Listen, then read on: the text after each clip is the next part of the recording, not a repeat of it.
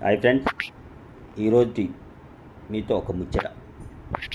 మన రామగుండ నియోజకవర్గంలో గత 10 ఏళ్ల పాలనలో మీకు తెలుసు ఎన్ని విధాలుగా జనాలని బాధ పెట్టారో, ఎంతమంది ప్రాణాలు పోయాయో అన్నీ మీకు తెలుసు. ఇప్పుడు ప్రస్తుతానికి గత 18 నెలల నుంచి మన రామగుండ నియోజకవర్గంలో కొంతవరకు అర్థం కాని విషయాలు ఉన్నాయి, కొంతవరకు అర్థమైన విషయాలు ఉన్నాయి. అర్థమైన విషయాలు ఏంటంటే అభివృద్ధిలో ముందుకెళ్తుంది. అర్థం కాని విషయాలు ఏంటంటే కొంతమంది బాధపడుతున్నారు. ముందుగా మనకు బాధ అనుభవిస్తేనే తర్వాత సుఖపడగలుగుతాం.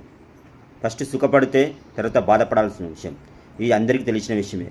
మీరు కూడా అలానే కొంచెం బాధ అయినా మింగండి, తర్వాత సుఖపడతారు, హ్యాపీగా ఉంటారు. అన్ని విధాలలో అనుభవాలలో అనుభవించిన పెద్దలు చెప్పిన మాటలు ఇవి. ముఖ్యంగా మన రామగుండ నియోజకవర్గంలో బిజినెస్ వ్యాపారాలు చాలా డల్ అయ్యాయి అని భావిస్తున్నారు కదా.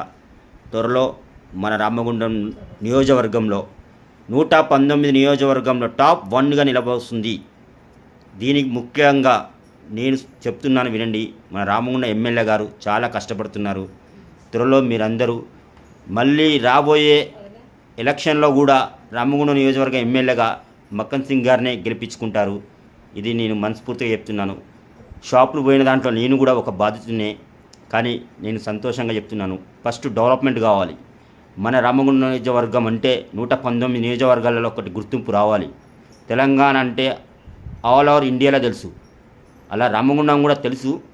కానీ మనం నియోజకవర్గం డెవలప్మెంట్ కావాలి కాబట్టి ఈ నిర్ణయం తీసుకున్నాం. మొదలు బాధపడతాం, 18 నెలలు బాధపడ్డాం అనుకోకండి. 9 ఏళ్ళు బాధపడ్డాం, ఇప్పుడు 18 నెలలు బాధపడుతున్నాం. ఇంకో 2-3 నెలలు బాధపడండి, కానీ తర్వాత సంతోషపడతారు. 20 ఏళ్ళ జీవితం చూపిస్తారు. ఓకే ఫ్రెండ్స్, తప్పుగా మాట్లాడితే క్షమించండి. Okay, bye.